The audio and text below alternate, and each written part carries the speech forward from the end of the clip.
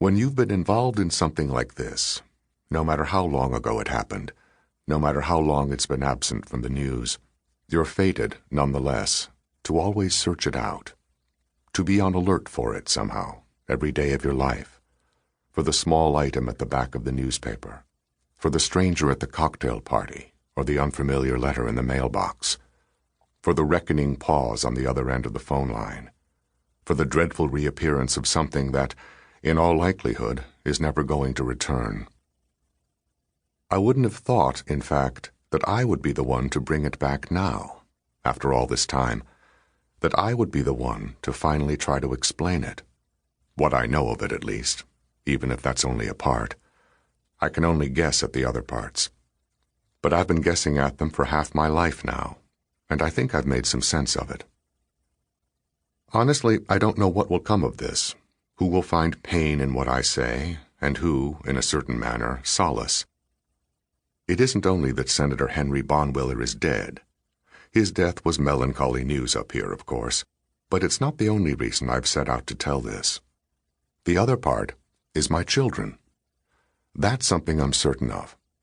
We have 3 daughters, and one of them is just past the age I was when these events took place. And I must say, I feel a certain relief that nothing similar has shadowed any of their days. But I also know that you never stop worrying that it will. After all, if children don't make you see things differently, first bringing them into the world and then watching them go out into it, then God help you. The crowd at Senator Bonwiller's funeral was even bigger than I expected. Probably 600 people at the morning eulogy, more if you count the uninvited crowd on the sidewalk in front of St. Anne's, standing under the shade of the sycamores and fanning themselves with their newspapers. And at least 1,000 at the burial, which was open to the public that afternoon at St. Gabriel's Cemetery, not too far away and not much cooler than in town.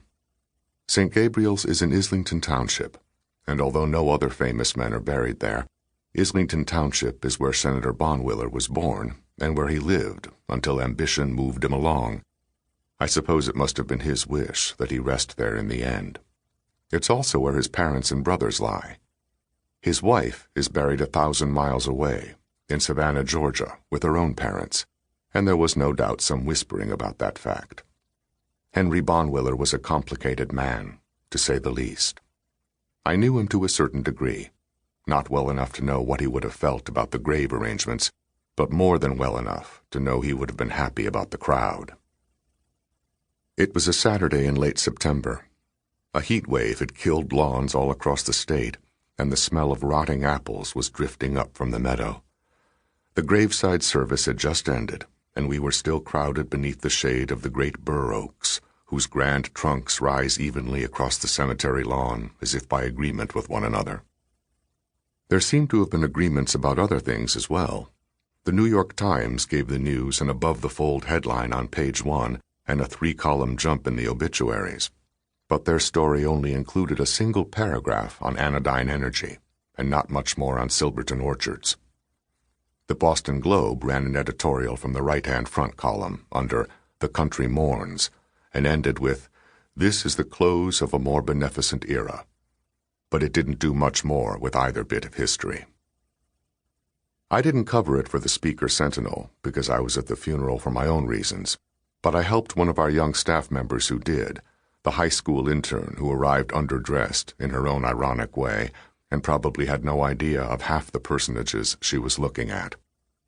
Senator Bonwiller was 89 when he died and hadn't been in the news for almost 15 years, but the crowd included more than a dozen United States senators, 2 Supreme Court justices, the governors of New York and Connecticut, and enough lawyers and judges and state representatives to fill the county jail.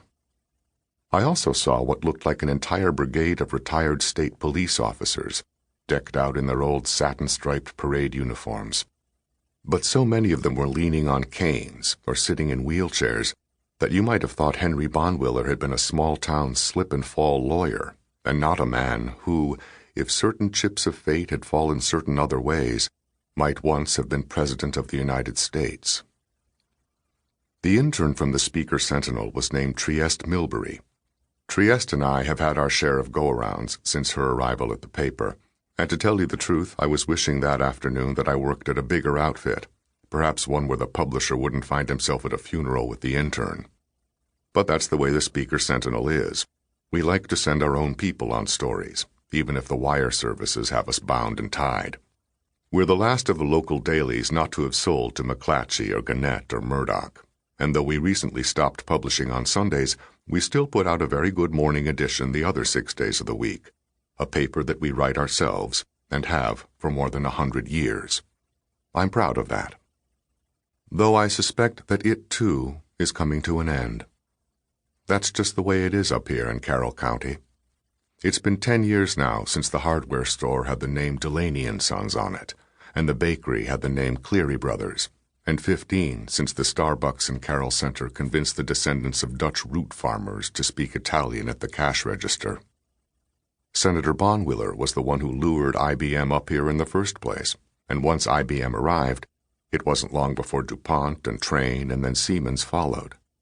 And that was the beginning of the way things have turned out now, with our Crate and Barrel and our Lowe's, and the news of an IKEA opening by spring, all the way up here in what used to be lonely country. Plenty of people are grateful to Henry Bonwiller for that, and plenty are not. Trieste Milbury's parents, I think, are among the latter.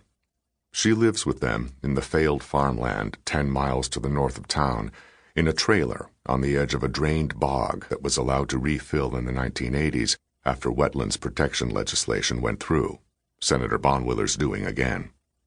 That part of the county isn't as sophisticated as some of the areas to the south, which are dotted now with horse farms and gentlemen's estates and carriage houses painted historic red.